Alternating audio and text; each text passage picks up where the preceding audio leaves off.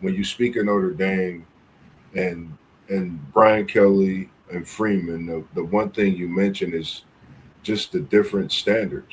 You know, I think they both done a great job. I think when you make that hire, as we've like for example, I know it's early, but when we see a Nick Saban and then you see a Kalen DeBoer come in, people can say what they want. It's Brian Kelly was who Brian Kelly was at that time. Right. He was the great Right. coach on top. Right.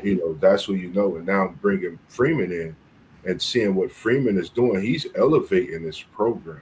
Absolutely. Like you said, Notre Dame, right there in the national championship. I say, heck, a play away from winning a national championship in regards to so many ways in that game. And then you could say this year they got snubbed.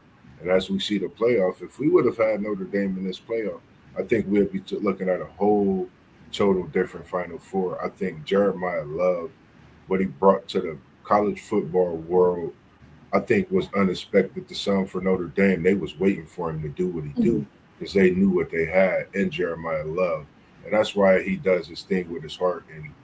And if, like you said, the experience of being a fan, being there, you have to go see Touchdown Jesus. You have to see the Golden Dome. You have to be there to believe it. And for myself, I was able and I was fortunate enough, man, thanks to my brother on my birthday weekend this past year to be able to experience that. And it's The one to player know, watch is man, one of my it's an favorites. experience. Yeah, it's man, it made it all. They think I'm a Notre Dame fan here in the podcast group just because of how I speak on it, but it really is that that beautiful.